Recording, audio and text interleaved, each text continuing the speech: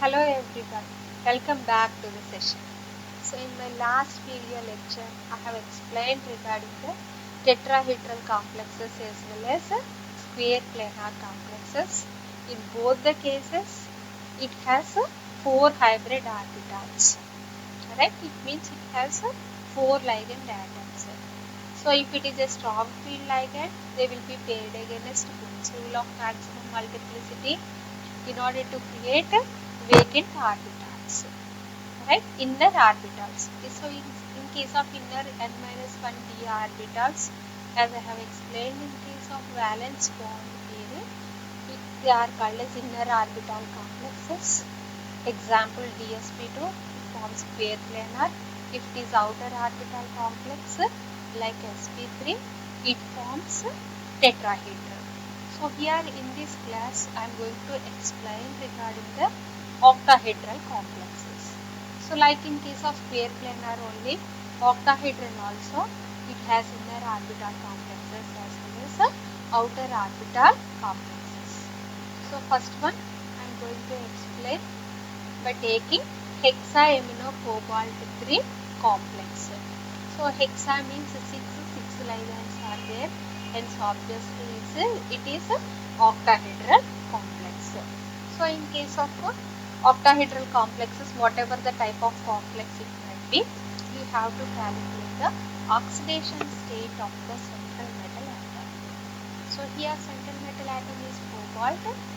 So in order to find out its oxidation state, let us imagine it's X.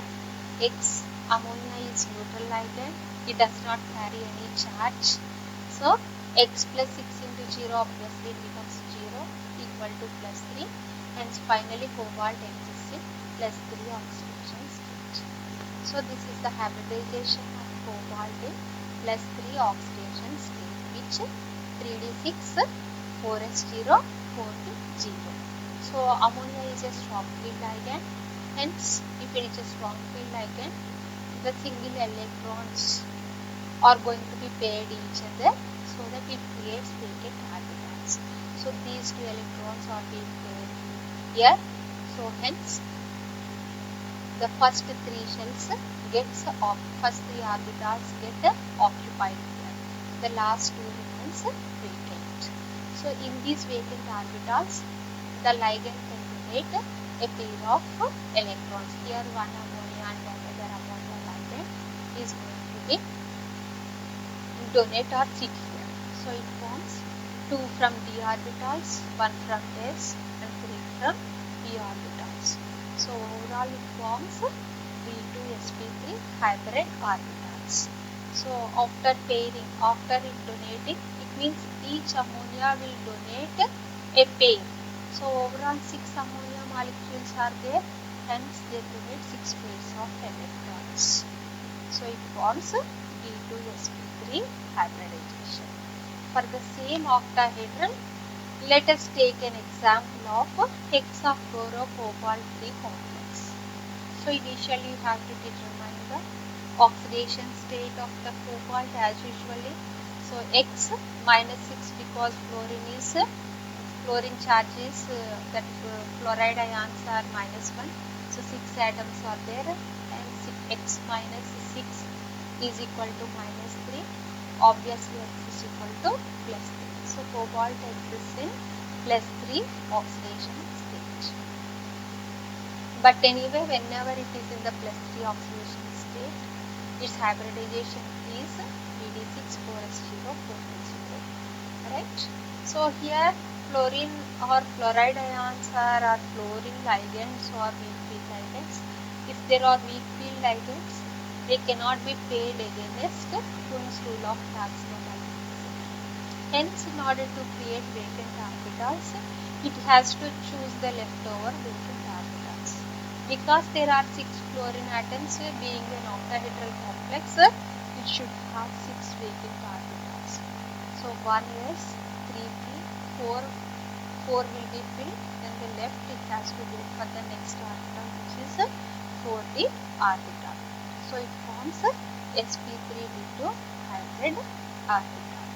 Right here in this sp3d2, because already 2 it has come here, in order to show you in a single scenario that all 6 ligands, all 6 fluoride atoms get occupied here, the leftover 3 in the 3D, 4D orbitals are being shown here empty.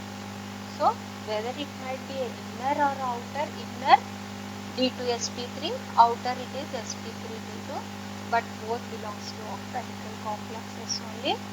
So octahedral complexes, the shape is square bipyramidal. Right? So let me explain by taking one more example. Hexaaminochromium 3 complex.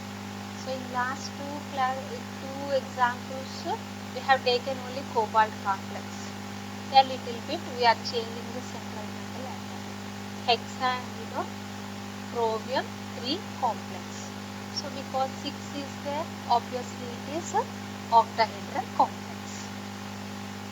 So initially we have to find out the oxidation state of the central metal atom, which is chromium. So X, so ammonia, neutral ligand, no charge. So X plus 0 is equal to plus 3, obviously X is equal to plus 3, right? So chromium exists in plus 3 oxidation state. So this is the chromium atom hybridization in the ground state, which it is going to exist in the form of 3d5, 4s1, 4p0. In the complex structure, chromium exists in the plus 3 oxidation state. Just now only we have calculated the oxidation state. So chromium, it forms 3d3, right? So it has enough vacant orbitals in order to occupy the electrons donated by the ammonia, nothing but ligand atoms. So it forms D2sp3 hybridization.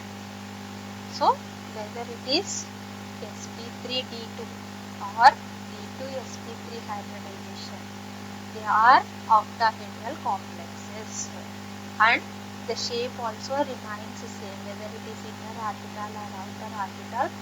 Only there will be variation in the hybridization only, right? So next class I will explain regarding the crystal field theory. So how actually whenever these ligands are going to approach to the metal, what will be the variation in their energies? Whenever there exists variation in the energies, obviously splitting will take place. So all those postulates can be explained based upon the crystal field theory, or simply called as crystal field splitting, which we are going to learn in the next video lecture.